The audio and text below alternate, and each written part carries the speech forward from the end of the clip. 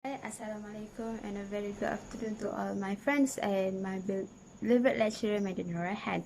Right, my name is Nurkas Marina and I will discussing on behaviorism theory. Right, my part is the story of behaviorism. Behaviorism is a study of connection between our minds and our behavior. So basically, behaviorism learning requires conditioning. There are two types of conditioning. First, classical, and second is operant. Classical is needs stimulity for new to new response, and while operant is focus on individual's behavior. Right. So there are several psychologists, famous psychologists that we ever heard. First is B.F. Skinner, second is Thorndike, John Watson, and other psychologists also. The the focus on this theory is to discovering a pattern of behavior, of human behavior. Right. So first movement of this psychologist start with John Watson's 1913, and he wrote an article, and on that article they also make assumption on that, and he also do some analysis, right?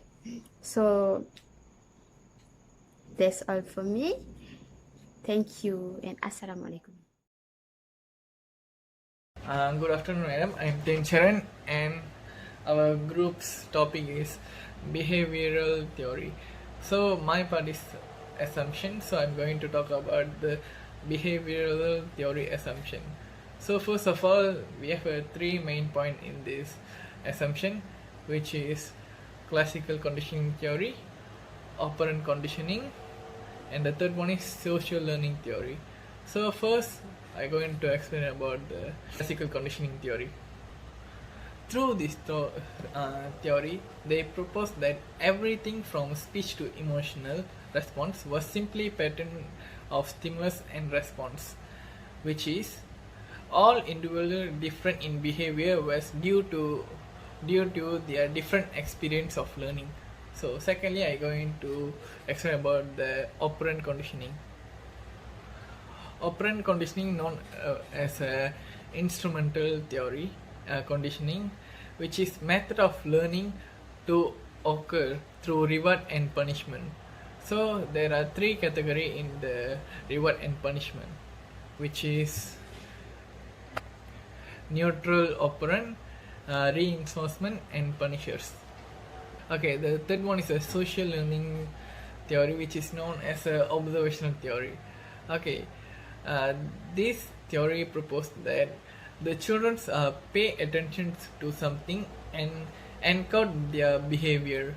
At the later time, they may imitate the behavior they have observed. So these are the three main points in my theoretical assumption. Thank you.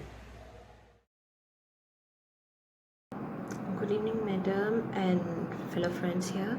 Okay, let me explain to you something about behavioral therapies. Okay, I have basically briefed as a summary about the techniques or the skills used in the behavioral theory.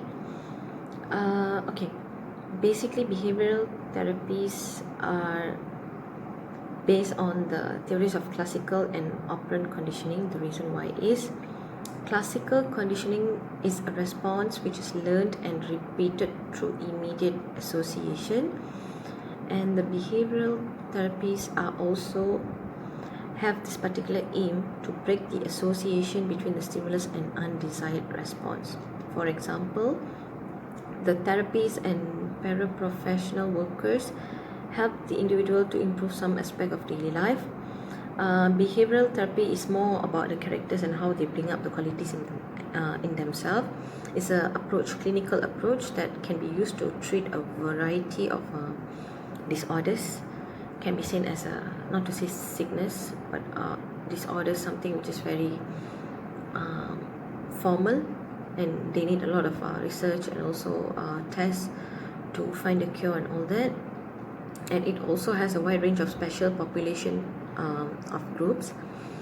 So behavioral theory has two significant developments, which is a continued emergence of cognitive behavior therapy, and as a major force in this application of the behavioral techniques to ensure the prevention and treatment of medical disorders. Hi, today I'm going to explain about REBT.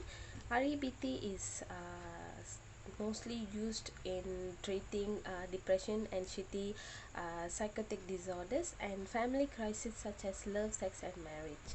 And REBT therapy are used with a broad range of clinical problems in classical psychotherapeutic disorders. In addition, it is used with non-clinic problems and problems of living through counseling.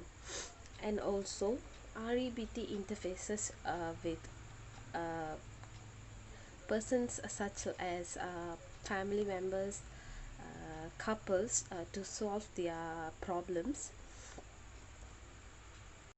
The focus of REBT is to help the client to understand the connection between their irrational beliefs and their present situation and current problem. The counselor aim is to expose the irrational and self-destructive beliefs and to challenge their value to the client. For example, if a client thinks that they need the approval of everyone around them, then the REBT therapist will identify this belief and dispute the client's reason for holding this belief. Once exposed, the therapist and client can then work towards identifying more appropriate and rational beliefs.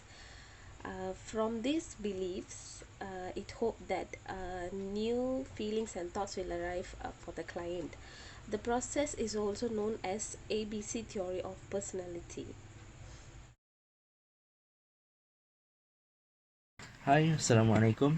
My name is Muhammad Daniel, and today I'm going to talk about the criticism of behavioral theory. One of the main behavioral theories criticism that can be found from any sources is that it's saying that the behavioral theory is the studies of only one dimension of human behavior.